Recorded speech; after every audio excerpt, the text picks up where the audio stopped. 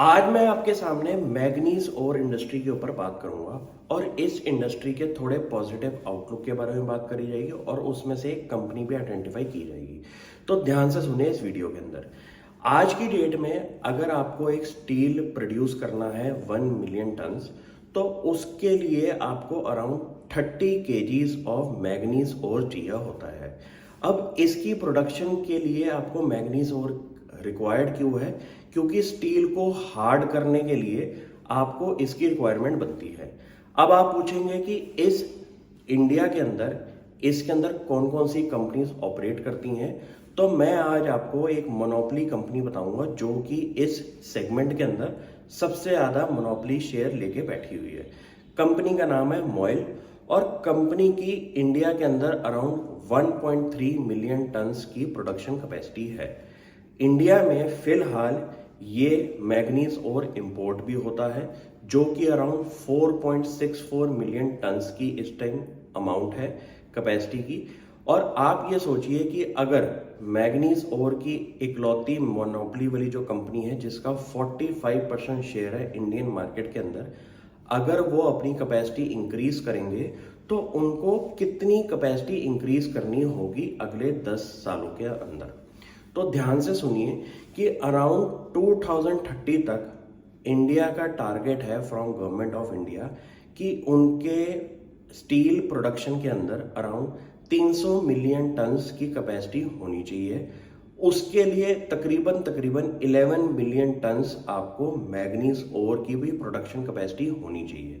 तो आप ये सोचिए कि मॉयल जो कि इंडिया की दिग्गज कंपनी है, 45% शेयर लेके बैठी हुई है, उसकी इस टाइम 1.3 की जो मिलियन टन्स की कैपेसिटी है उसके अंदर कितना ज़्यादा ग्रोथ का रिक्वायरमेंट अभी बनी हुई है। फिलहाल कंपनी का शेयर प्राइस अच्छे लेवल पे ट्रेड कर रहा है और इस टाइम कंपनी की मार्केट कैप अराउंड 4000 करोड़ के आसपास की आ चुकी है।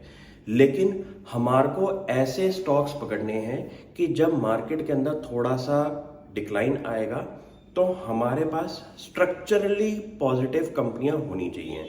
इसका यह मतलब है कि अगर आज की डेट में आप अपनी स्टडी पे काम करें और ऐसे स्टॉक्स पकड़ लें जिनका फ्यूचर के अंदर रिक्वायरमेंट पॉजिटिव की तरफ ही जाएगी और कंपटीशन में कम कंपनीज होंगी, तो ऐसे स्टॉक्स को अच्छे टाइम पे आपको आइडेंटिफाई करना है और उनमें एंट्री तब लेनी है जब मार्केट के अंदर एक अच्छी अपॉर्चुनिटी दिखाई दे।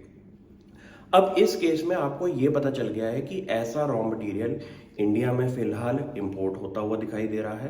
कंपनी की एग्जिस्टिंग डोमेस्टिक कैपेसिटी ही काफ़ी कम है और उनके जो रिजर्व्स हैं टोटल आउट ऑफ इंडिया के अंदर वो अराउंड 100 मिलियन टन्स के हैं और इंडिया के टोटल रिजर्व्स मैग्नीज और के जो है वो है अराउंड 500 मिलियन टन्स के। तो अगर इस कंपनी को अगर अपना ग्रोथ का मोमेंटम इंक्लूड करके रखना है अपने फ्यूचर के अंदर, तो उनको एक तो अपनी प्रोडक्शन कैपेसिटी भी इंक्रीज करनी होगी, प्लस इंडिया में जो फर्दर टेंडर्स निकलेंगे इस मैग्नीज ओर को लेके उसके अंदर भी कंपनी को एग्रेसिवली अप्रोच करना पड़ेगा और ऐसे टेंडर्स को जीतना पड़ेगा।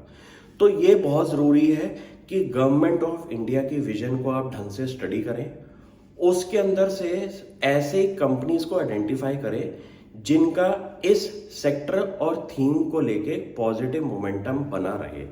ये बहुत ज़रूरी है कि आप न्यूज़ को एक डेली हैबिट की तरह बनाएं और उस न्यूज़ से जुड़ी हुई कंपनीज को भी ध्यान से स्टडी करें, क्योंकि गवर्नमेंट ऑफ इंडिया कभी ये नहीं बोलेगी कि आप MOIL को खरीद लें। ऐसे होने से आपको आज की डेट में वैल्यू अनलॉकिंग किसी स्टॉक में नहीं मिल सकती। लेकिन आप ऐसे ज़रूर कर सकते हैं कि कभी कोई गवर्नमेंट अपनी अनाउंसमेंट्स करती हैं किसी चीज़ को लेके, तो उस पर आप थोड़ा सा टाइम स्पेंड करके ऐसी कंपनीज आइडेंटिफाई करें जिनका इस गवर्नमेंट के साथ लिंकिंग बैठी हो, उनकी अनाउंसमेंट के साथ। बहुत ज़रूरी है आप सबसे पहले अपनी न्यूज़ पे फोकस करें और डेली अगर हैबिट बना लेंगे आधे 1 घंटे की, तो आपको ऐसी स्टेटमेंट्स का फ़ायदा कंपनीज आइडेंटिफिकेशन के अंदर भी ज़रूर मिलेगा। ये मैं ऐसी टिप आपको दे रहा हूँ जो कि मैंने पिछले 10-12 सालों के अंदर अप्लाई करी है और काफ़ी हेल्पफुल रहेगी आपके लिए भी। Thank you.